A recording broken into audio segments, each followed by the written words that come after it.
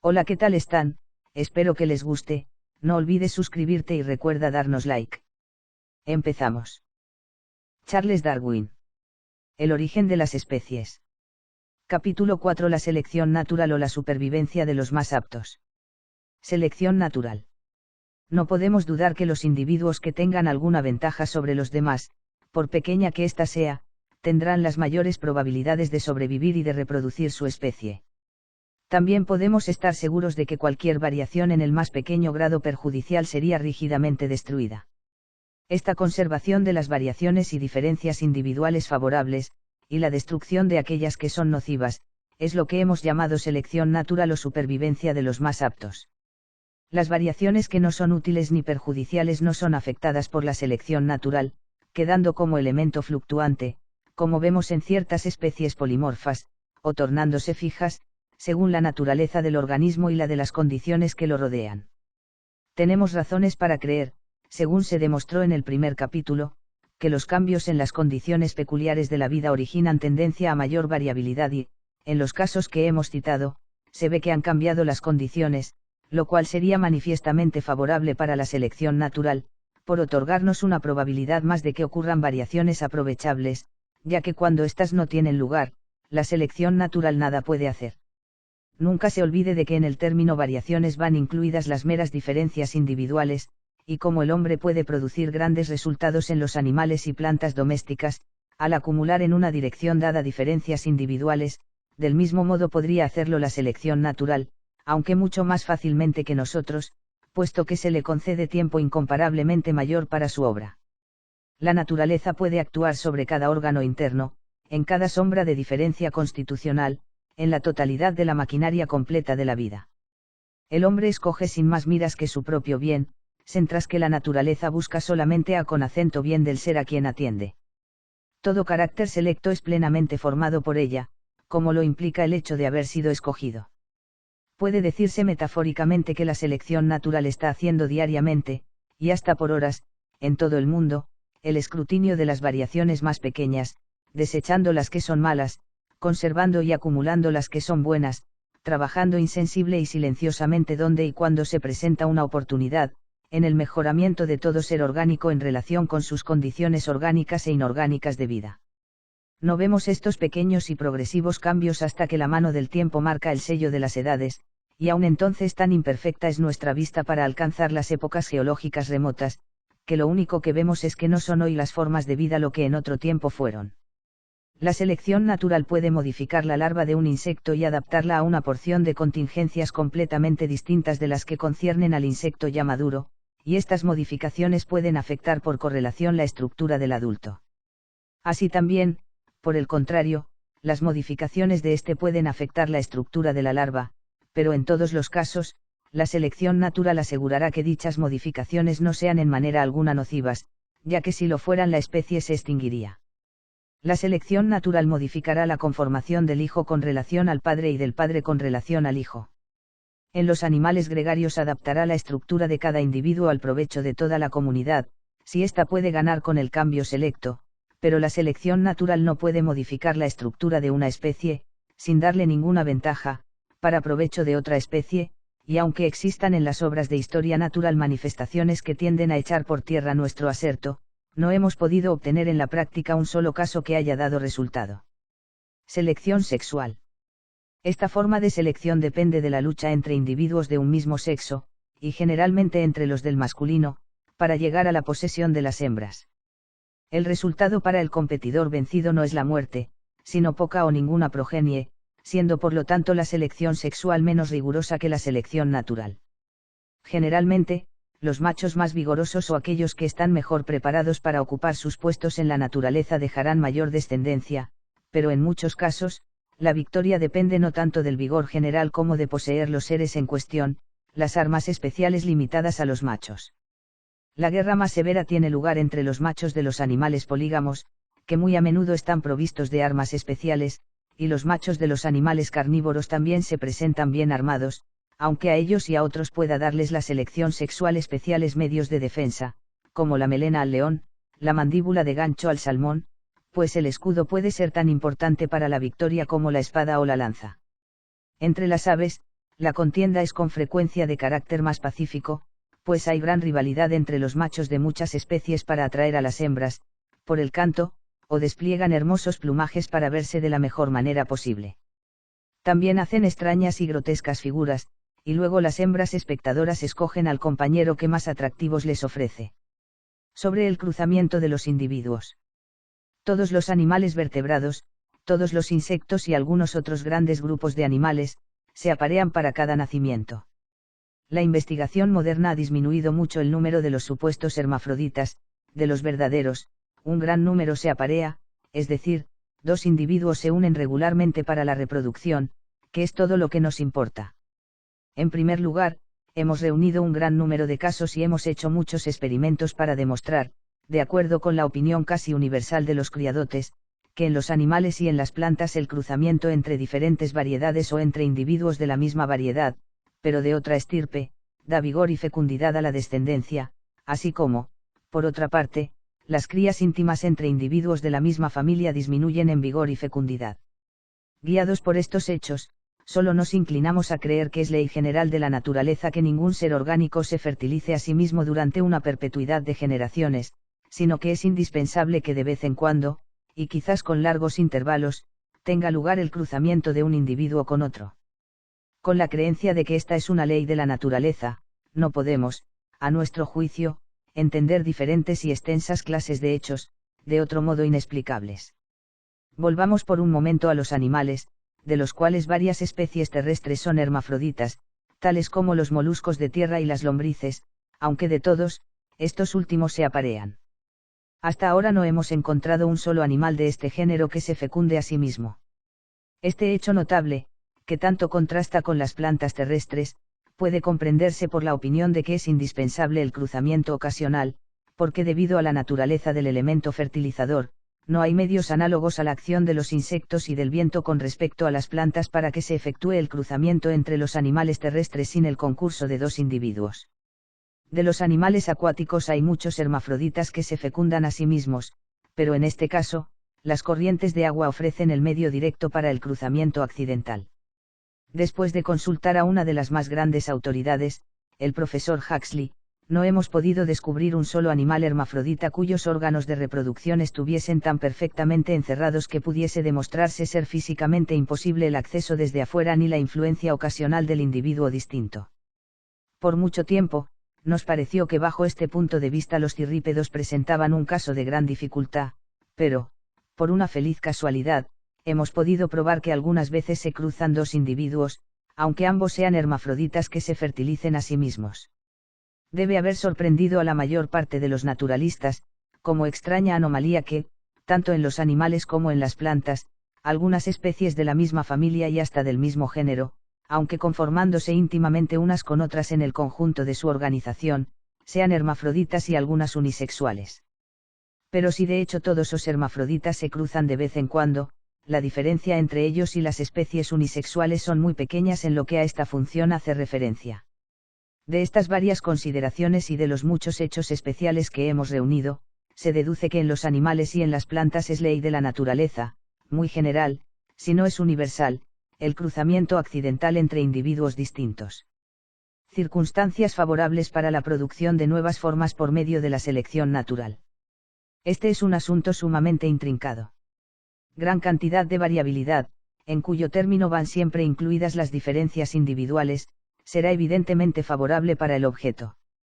Un gran número de individuos, por las probabilidades que dan dentro de un periodo determinado para la aparición de variaciones ventajosas, compensará la menor cantidad de variabilidad en cada individuo, siendo, a nuestro juicio, un elemento de gran importancia para el éxito. Aunque la naturaleza concede largos periodos de tiempo para el trabajo de la selección natural, no concede un periodo indefinido, porque como todos los seres orgánicos se esfuerzan para ocupar todos los sitios en la economía de la naturaleza, si hay una especie que no se modifique y mejore en grado correspondiente con sus competidores será exterminada. Nada puede hacer la selección natural sin que las variaciones favorables se transmitan por herencia, por lo menos a algunos de los descendientes. En la naturaleza, dentro de un área limitada, todos los individuos que varíen en buen sentido aunque en grados diferentes, tenderán a conservarse. Las variedades intermedias que habiten localidades también intermedias a la larga serán suplantadas generalmente por una de las variedades adyacentes. El cruzamiento afectará principalmente a aquellos animales que se unen para cada nacimiento, que andan muy errantes y que no crían con mucha rapidez. El cruzamiento desempeña un papel muy importante en la naturaleza porque conserva a los individuos de la misma especie o de la misma variedad fieles y uniformes en carácter. Así obrará evidentemente con mucha más eficacia en aquellos animales que se unen para cada nacimiento, pero, como ya se ha dicho, tenemos razones para creer que en todos los animales y plantas hay cruzamientos ocasionales. Si cambian las condiciones de vida y sufre modificación la forma, puede comunicarse la uniformidad de carácter a la modificada descendencia, conservando la selección natural solamente a las variaciones favorables semejantes. El aislamiento también es un elemento importante en la modificación de las especies por medio de la selección natural. En un área limitada o aislada, si no es muy grande, serán generalmente casi uniformes las condiciones orgánicas e inorgánicas de la vida, de modo que la selección natural tenderá a modificar de la misma manera a todos los individuos que varíen en la misma especie. Así se impedirá también el cruzamiento con los habitantes de las localidades próximas. El mero transcurso del tiempo no influye en pro o en contra de la selección natural, y decimos esto porque erróneamente se ha afirmado que dábamos a este elemento gran importancia en la modificación de las especies, como si todas las formas de la vida estuvieran necesariamente sufriendo cambios por ley innata. El tiempo es solamente importante, y en este concepto su importancia es grande, porque aumenta las probabilidades de que surjan variaciones ventajosas, que lleguen a ser escogidas, acumuladas y fijadas, así como tiende a aumentar la acción directa de las condiciones físicas de vida con relación a la constitución de cada organismo. Finalmente, nos atrevemos a deducir que, aunque las regiones pequeñas y aisladas han sido en algunos conceptos altamente favorables para la producción de nuevas especies, el curso de las modificaciones habrá sido por lo general más rápido en regiones grandes, y lo que es más importante, que las nuevas formas producidas en áreas extensas, y victoriosas sobre muchos competidores, serán las que más se extiendan y den lugar a mayor número de variedades y especies nuevas, desempeñando así el papel más importante en la historia del cambio del mundo inorgánico. De acuerdo con esta idea, en una isla pequeña habrá sido menos severa la lucha por la existencia y habrá habido menos modificaciones y menos exterminio. Todos los depósitos de agua dulce sumados constituyen un área pequeña, comparada con la del mar o con la de la tierra. En consecuencia, la competencia en las producciones de agua dulce habrá sido menos rigurosa que en otras partes, nuevas formas se habrán producido más lentamente y las formas antiguas se habrán exterminado aún con más lentitud. En conclusión, diremos que para las producciones terrestres, toda región continental grande que haya pasado por muchas oscilaciones de nivel habrá sido la más favorable a la producción de muchas formas nuevas de vida, propias para durar por largo tiempo y para extenderse considerablemente. Mientras el área existiese como continente, los habitantes habrán sido numerosos en individuos y clases, y habrán estado sujetos a una rigurosa competencia. Y cuando se haya convertido el continente por inmersión en grandes islas separadas, todavía habrán existido muchos individuos de la misma especie en cada isla. El cruzamiento en los confines del dominio de cada especie nueva habrá quedado interrumpido, y después de cambios físicos de cualquier clase, la emigración no habrá sido posible, de modo que los lugares nuevos en la conformación de cada isla habrán tenido que ser ocupados por modificaciones de los antiguos habitantes, existiendo tiempo suficiente para que se modifiquen y perfeccionen las variedades. Siempre que por alguna nueva elevación del terreno las islas volviesen a ser región continental, habría una competencia rigurosísima, podrían extenderse las variedades más favorables o mejoradas, se extinguirían muchas de las formas menos mejoradas y otra vez cambiaría la proporción relativa del número de los varios habitantes en el continente reunido, abriéndose otra vez ampliamente para que la selección natural mejorara todavía más a los habitantes, produciendo de esta manera nuevas especies. Admitimos por completo que la selección natural obra generalmente con lentitud extrema, y que puede funcionar solamente cuando existen lugares en la economía natural de un distrito que pueden ser mejor ocupados por la modificación de algunos de sus habitantes existentes, y cuya existencia depende con frecuencia de cambios físicos que por lo general se verifican de un modo muy lento, siendo imposible la inmigración de formas mejor adaptadas. Como algunos pocos de los habitantes antiguos se modifiquen, las relaciones mutuas de los otros se perturbarán, creando así lugares aptos para ser ocupados por formas mejor adaptadas, lo cual, sin embargo, se irá verificando muy lentamente. Aunque todos los individuos de la misma especie se diferenciasen entre sí en algún pequeño grado, pasaría mucho tiempo antes de que pudiesen ocurrir diferencias ventajosas en varias partes de la organización.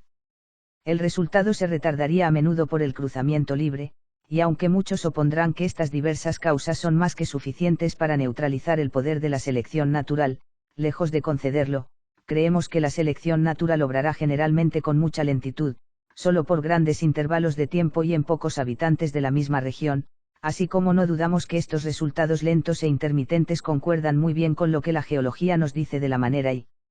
velocidad con que han cambiado los habitantes del mundo.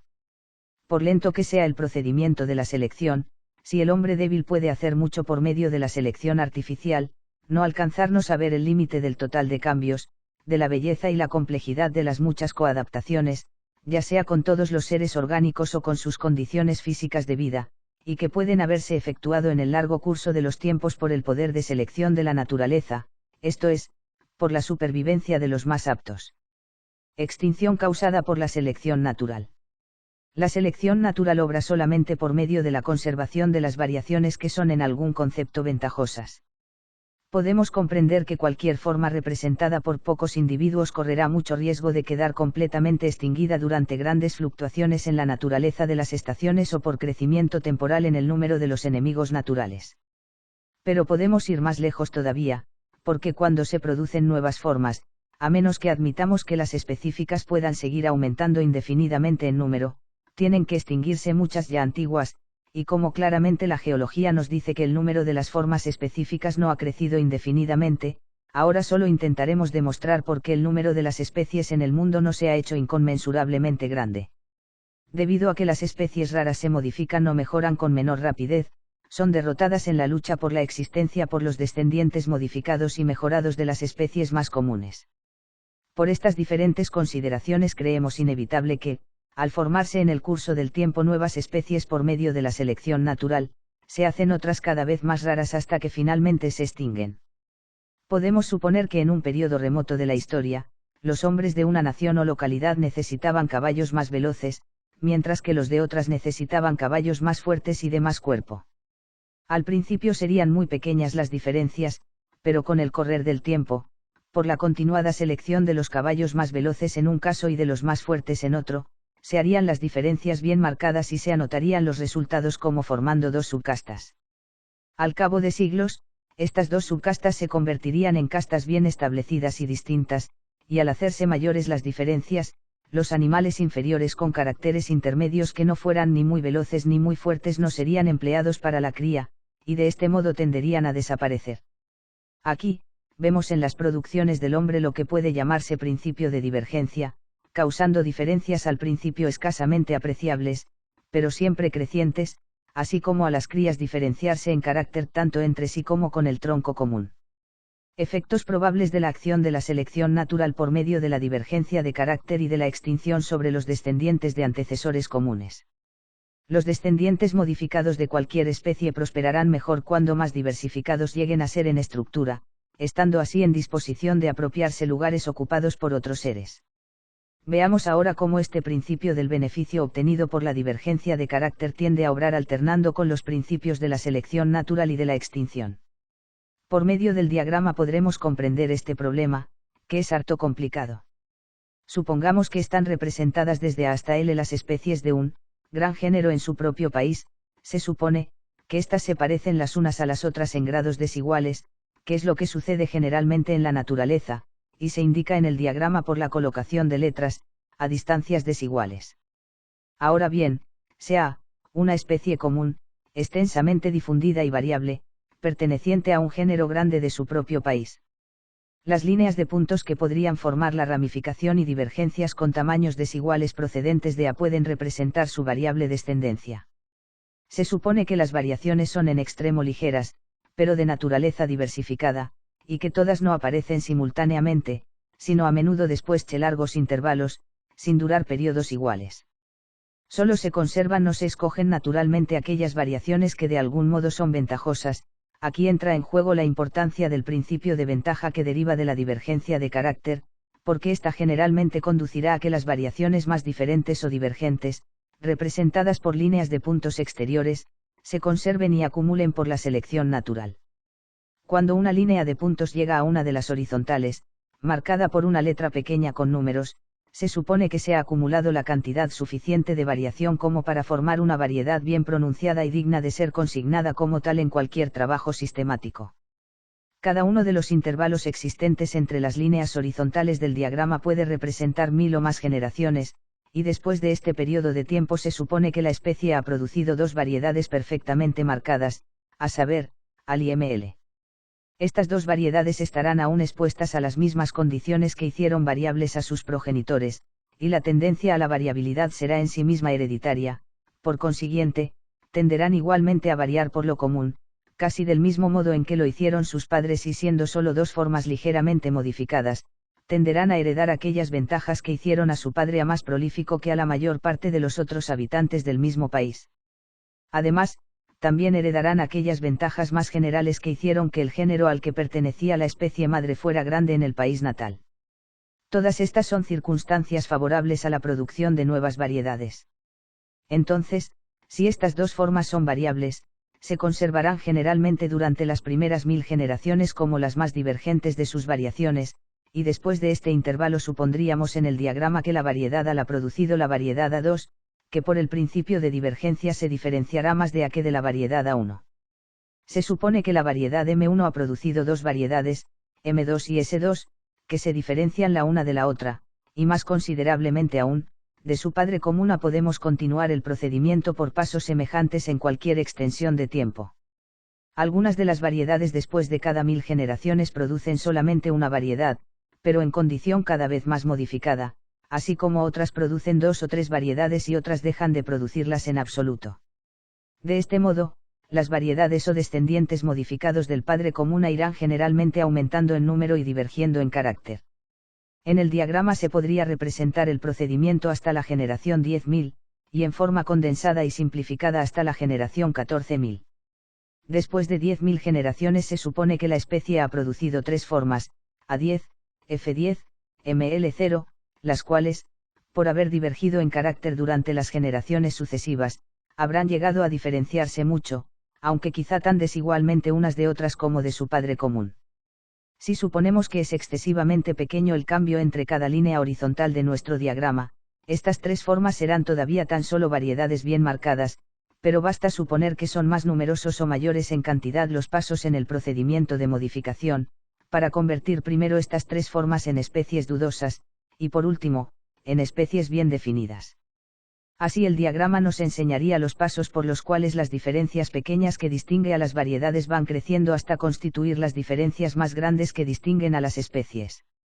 Continuando el mismo procedimiento por número mayor de generaciones, como se ve en el diagrama de una manera condensada y simplificada, tenemos 8 especies marcadas con las letras que van de A14 a M11, todas descendientes de A, así creemos que se multiplican las especies y se forman los géneros. Barra inversa S.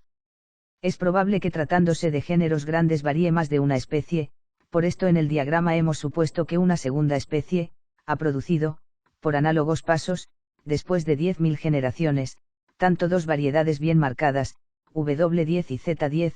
como dos especies, según la cantidad de cambio que se suponga estar representado entre las líneas horizontales. Después de 14.000 generaciones se supone que han sido producidas 6 nuevas especies, marcadas por las letras de N14 a Z14. En cualquier género las especies, dado que son muy diferentes entre sí en carácter, tenderán generalmente a producir el mayor número de descendientes modificados. Estos tendrán las mayores probabilidades de apoderarse de nuevos lugares completamente diferentes en la economía de la naturaleza, y por eso en el diagrama hemos escogido la especie extrema A, y la casi extrema y como las más variadas y que han dado origen a nuevas variedades y especies. Las otras 9 especies, marcadas con letras mayúsculas, de nuestro género original, pueden continuar transmitiendo descendientes sin alteración durante periodos largos, aunque desiguales, y esto se representa en el diagrama por líneas de puntos prolongadas desigualmente hacia arriba. Pero durante el procedimiento de modificación representado en el diagrama, otro de nuestros principios, a saber, el de la extinción, habrá desempeñado un importante papel. En efecto, como en cada país completamente poblado la selección natural obra porque la forma selecta tiene alguna ventaja sobre las otras en la lucha por la existencia, habrá una tendencia constante en los descendientes mejorados de cualquier especie, a suplantar y exterminar, en cada periodo de la sucesión, a sus predecesores y a su progenitor original. Porque hay que recordar que la competencia será generalmente más vigorosa entre aquellas formas que estén relacionadas entre sí por hábitos, constitución y estructura. De aquí que todas las formas intermedias entre los primeros estados y los últimos, esto es, entre los estados de una misma especie menos mejorada y más mejorada, como también la misma especie madre original, tenderán generalmente a extinguirse, lo cual probablemente sucederá en muchas líneas colaterales enteras de sucesión, que serán conquistadas por otras posteriores y adelantadas. Si, no obstante, la descendencia modificada de una especie llega a un país distinto, o se adapta prontamente a algún paraje nuevo, en el cual la descendencia y el progenitor no entren en competencia, ambos pueden continuar existiendo. Si se supone entonces que nuestro diagrama representa una suma considerable de modificación, la especie y todas las primeras variedades se habrían extinguido, siendo reemplazadas por 8 especies nuevas, desde A14 hasta M14, y la especie y por 6 especies nuevas, de N14 a Z14. Pero podemos ir todavía más lejos en nuestro estudio. En efecto, se ha supuesto que las especies originales de nuestro género se parecían entre sí en grados desiguales, como sucede generalmente en la naturaleza. Ahora bien, la especie A está relacionada más de cerca con B, C y D que con las otras especies, así como la especie Y con la G, H, K y L más que con las otras. Se supuso también que estas dos especies A y eran muy comunes y que estaban tan extensamente difundidas, que debieron en su origen haber tenido alguna ventaja sobre la mayor parte de las otras especies del género. Sus descendientes modificados, que son 14 en la generación 14.000, habrán heredado probablemente algunas de las mismas ventajas, habrán sido también modificados, mejorados en manera diversa en cada periodo de sucesión, de modo que habrán llegado a adaptarse a muchos lugares relacionados entre sí en la economía natural de su país. Parece, por lo tanto, extremadamente probable que hayan ocupado los lugares, y por consiguiente, exterminado no solo a sus padres ahí, sino de igual modo a alguna de las especies originales que estaban más estrechamente relacionadas con sus progenitores. Por esta razón, muy pocas de las especies primitivas habrán transmitido descendencia a la generación 14.000, y podemos suponer que solamente una, F, de las dos especies E y F, menos íntimamente unidas a las otras 9 especies originales, ha transmitido descendientes hasta este último periodo de sucesión. Las nuevas especies de nuestro diagrama, descendientes de las 11 especies dichas, serán ahora 15, y por causa de la tendencia divergente de la selección natural, la suma extrema de diferencia en carácter entre las especies A14 y Z14 será mucho mayor de la existente entre las más distintas de las especies originales. Las nuevas especies, además, estarán unidas unas con otras en modo enteramente diferente, y de las 8 descendientes de A, las 3 marcadas con A14, Q14, P14 estarán inmediatamente relacionadas por ser ramificaciones recientes de A10, así como B14 y F14, por haberse separado en un periodo anterior de A5, serán en algún grado distintas de las 3 especies primero nombradas. Por último, O14, E14 y M14 estarán inmediatamente relacionadas entre sí, pero por haber divergido desde el principio del proceso de modificación, serán muy diferentes de las otras 5 especies, constituyendo un subgénero o género distinto. Los 6 descendientes de Y formarán 2 subgéneros o 2 géneros, pero como la especie original Y se diferenciaba mucho de A, siendo casi los 2 extremos del género original, los 6 descendientes de Y, sin atender más que a la herencia, se diferenciarán considerablemente de los 8 descendientes de A. Además, se supone que los dos grupos han seguido divergiendo en direcciones diferentes. Las especies intermedias, y esta consideración es muy importante, que enlazaban las especies originales a Y, se han extinguido todas excepto F y no han dejado descendencia. De aquí que habrá que clasificar como géneros muy distintos, y aun como distintas subfamilias, a las 6 especies nuevas derivadas de Y y a las 8 descendientes de A. Así es, a nuestro juicio, como se producen 2 o más géneros por descendencias con modificación de 2 o más especies del mismo género. Y se supone que las 2 o más especies madres descienden de una sola perteneciente a un género anterior. En nuestro diagrama esto estaría indicado por las líneas interrumpidas que hay debajo de las letras mayúsculas que convergen en subramas hacia un solo punto interior, el cual representa una especie supuesta, progenitora de nuestros diversos géneros y subgéneros nuevos. En el diagrama se ha supuesto hasta ahora que cada línea horizontal representa 1000 generaciones, pero, como es fácil concebir, cada una puede representar 1.000.000 de ellas, y aún más, también una sección de las capas sucesivas de la corteza terrestre que incluyen restos extinguidos.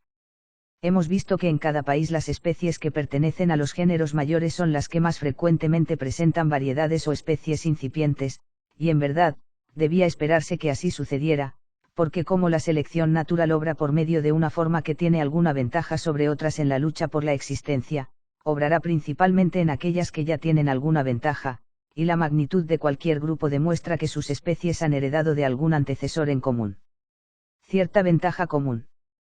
Por esto la lucha por la producción de descendientes nuevos y modificados se sostendrá principalmente entre los grupos mayores que tratan de aumentar su número. Un grupo grande conquistará poco a poco a otro, reducirá su número, y de este modo disminuirán las probabilidades de ulteriores variaciones y mejoras. Dentro del mismo grupo grande, los subgrupos últimos y mejor perfeccionados, por ramificarse y apoderarse de muchos lugares nuevos en la economía de la naturaleza, tenderán constantemente a suplantar y destruir a los subgrupos primitivos y menos mejorados, hasta que, finalmente, desaparezcan los grupos y subgrupos pequeños e interrumpidos. Mirando al porvenir, podemos predecir que los grupos de seres orgánicos que ahora son grandes y triunfantes y menos interrumpidos que los otros, esto es, que han pasado por menos extinción, continuarán aumentando durante un periodo largo. Pero lo que nadie puede predecir es qué grupos prevalecerán al fin, porque sabemos que muchos que en otros tiempos se han desarrollado notablemente, hoy han desaparecido. Y escudriñando aún más íntimamente en el futuro, podremos ver que, a causa del aumento continuado y fijo de los grupos más grandes, una multitud de los más pequeños se extinguirá por completo, sin dejar descendientes modificados. Por consiguiente, de las especies que vivan en un periodo dado, muy pocas serán las que transmitan descendientes a las lontananzas del remoto porvenir. Podemos añadir que, según la opinión que considera muy escasas a las especies más antiguas que han transmitido descendientes a nuestros días, y que, como todos los descendientes de la misma especie, forman clase, podemos entender la existencia de tan pocas clases en cada división principal de los reinos animal y vegetal. Aunque pocas de las especies más antiguas hayan dejado descendientes modificados en los lejanos periodos geológicos, la Tierra puede haber estado casi tan bien poblada como ahora lo está de especies de muchos géneros, familias, órdenes y razas. Sobre el grado en que tiende a avanzar la organización. La selección natural obra exclusivamente conservando las variaciones que son ventajosas en las condiciones orgánicas e inorgánicas a las que toda criatura está expuesta en todos los periodos de la vida. Su último resultado es que cada una tienda a mejorar cada vez más en relación a sus condiciones. Este mejoramiento conduce inevitablemente al adelanto gradual de la organización del mayor número de los seres vivos en todo el mundo. Pero aquí entramos en asunto harto intrincado, porque los naturalistas no han definido a satisfacción de todos lo que se entiende por progreso en la organización. Entre los vertebrados es claro que se trata del grado de inteligencia y de la aproximación de su estructura a la del hombre. Podría pensarse que la cantidad de cambios por los que pasan las diversas partes y órganos en su desarrollo desde el embrión a la madurez, bastaría como tipo de comparación, pero hay casos, y entre ellos el de ciertos crustáceos parásitos, en los cuales varias partes de la estructura llegan a ser menos perfectas. El criterio más extensamente aplicable y que parece preferible en esta materia es el de Bomber, que establece la suma de diferencia de las partes del mismo ser orgánico, en estado adulto, añadiríamos nosotros, y su especialidad para funciones diferentes, o como Milne Edwards se expresaría, el perfeccionamiento de la división del trabajo fisiológico.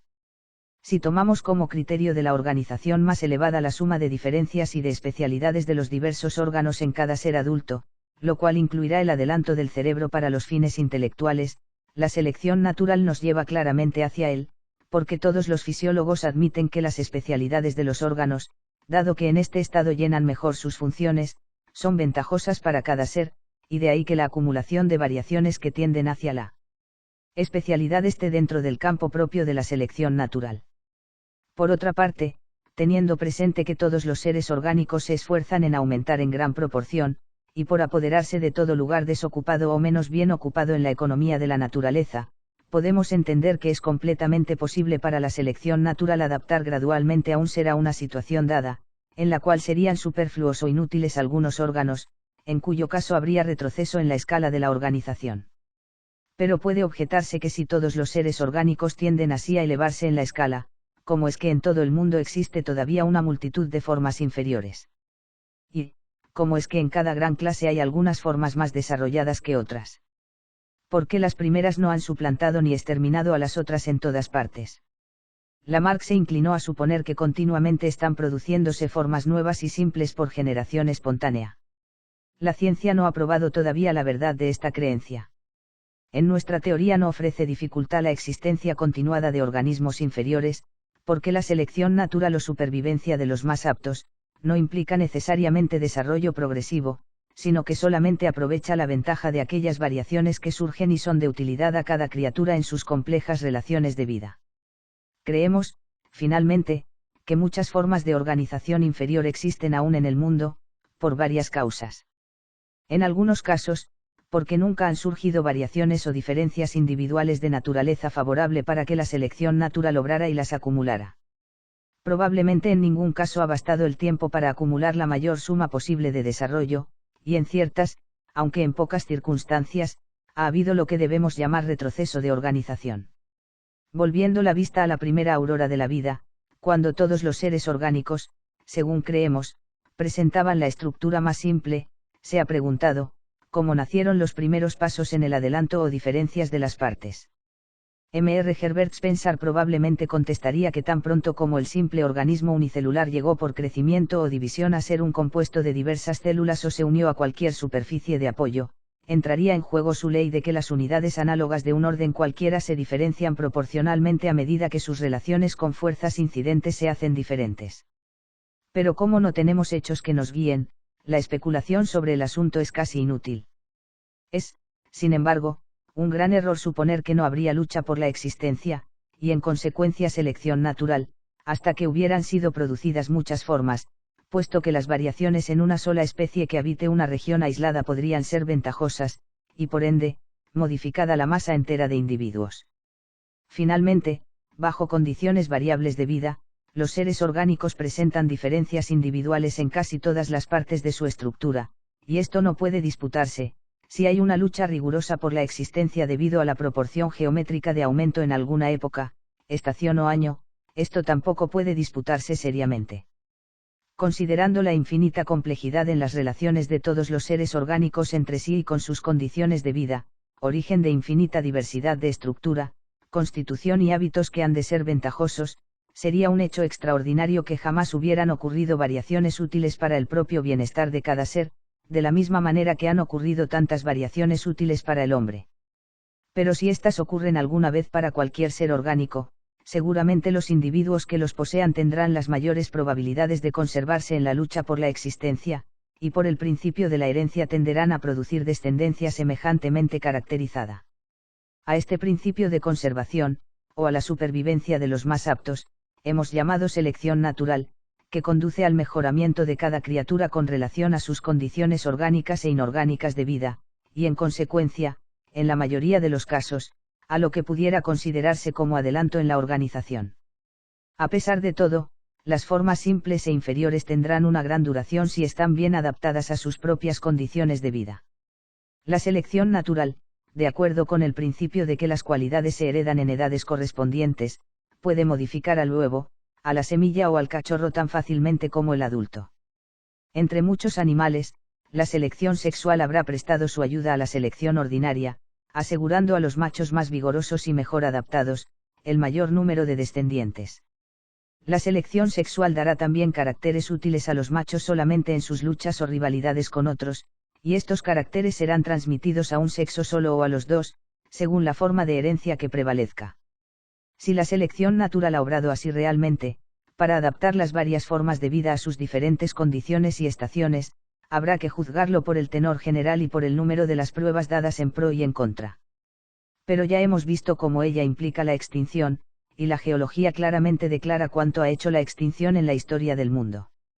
La selección natural también conduce a la divergencia de carácter, porque cuanto más diverjan los seres orgánicos en estructura, hábitos y constitución, tanto más podrá sostenerse un número grande de individuos en la misma región, de lo cual tenemos una prueba con solo mirar a los habitantes de cualquier espacio pequeño y a las producciones naturalizadas en tierra extranjera. Por lo tanto, durante la modificación de los descendientes de una especie cualquiera, y durante la incesante lucha de todas las especies para hacerse más numerosas, cuanto más diversificados sean los descendientes, tantas más probabilidades tendrán de conseguir el triunfo en la batalla por la vida. Y de este modo, las diferencias pequeñas que distinguen a las variedades de la misma especie tienden firmemente a aumentarse, hasta que igualan a las diferencias más grandes que hay entre especies del mismo género y aun de géneros distintos. Las especies comunes extensamente difundidas y que ocupan vastas regiones, pertenecientes a los géneros mayores, dentro de cada clase, son las que varían y tienden a transmitir a su modificada descendencia aquella superioridad que ahora las hace dominantes en sus propios países. La selección natural, como acaba de observarse, conduce a la divergencia de carácter y a mucha extinción de las formas menos adelantadas e intermedias. Por estos principios puede explicarse la naturaleza de las afinidades y las distinciones, generalmente bien definidas entre los innumerables seres orgánicos de cada clase en todo el mundo. Es verdaderamente un hecho maravilloso, por más que la familiaridad nos haga no maravillarnos de él, que todos los animales y todas las plantas en todo tiempo y en todo el espacio estén relacionados unos con otros en grupos subordinados a grupos, de la manera que en todas partes los vemos, a saber, variedades de la misma especie más íntimamente relacionadas, especies del mismo género menos íntima y desigualmente relacionadas, formando secciones y subgéneros, especies de distintos géneros mucho menos relacionadas, géneros relacionados en diferentes grados, formando subfamilias, familias, órdenes, subclases y clases. Los diferentes grupos subordinados en una clase no pueden ser colocados en una sola fila, pero parecen apiñados alrededor de puntos, y estos alrededor de otros, y así sucesivamente, en círculos casi interminables.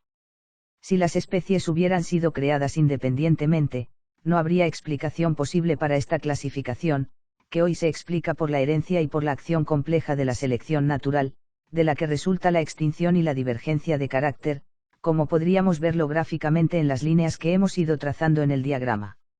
Algunas veces, las afinidades de todos los seres de la misma clase han sido representadas por un gran árbol, y creemos que esta idea es bastante verdadera. En efecto, los renuevos verdes y florecientes pueden representar las especies que existen, y los producidos durante años anteriores pueden representar la larga sucesión de especies extinguidas. En cada periodo de crecimiento, todos los retoños han tratado de ramificarse en todas las direcciones y de sobresalir y sofocar a las ramas y renuevos que los rodean, de la misma manera en que las especies y los grupos de especies han dominado en todos los tiempos a otras especies en la gran batalla por la vida. Los troncos divididos en grandes ramas, y estas en otras cada vez más pequeñas, fueron también en otro tiempo, en la juventud del árbol, retoños florecientes, y esta conexión de los brotes antiguos y actuales en los ramificados brazos puede representar a las mil maravillas la clasificación de todas las especies extinguidas y vivas en grupos subordinados a otros grupos. De los muchos retoños que florecieron cuando el árbol era un mero arbusto, solamente 2 o 3, que hoy son las ramas grandes, sobreviven y soportan a las otras, y asimismo, de las especies que vivieron durante periodos geológicos hace mucho tiempo, muy pocas han dejado descendientes vivos y modificados. Desde el primer crecimiento del árbol, más de una rama de todos los tamaños se ha deteriorado y caído, y éstas pueden representar aquellas órdenes, familias y géneros enteros que no tienen representantes vivos y que no son conocidos únicamente en estado fósil.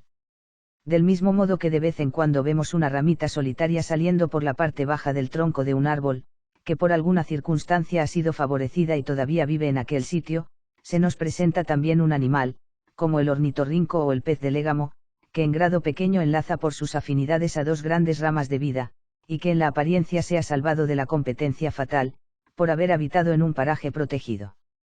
Como los retoños dan por el crecimiento lugar a otros retoños, y estos, cuando son vigorosos, se ramifican y dominan por todos lados a muchas ramas más débiles, creemos que es eso lo que ha sucedido con el gran árbol de la vida, que llena con sus ramas muertas y rotas la corteza de la tierra, cuya superficie cubre con sus restantes ramificaciones, siempre hermosas y crecientes.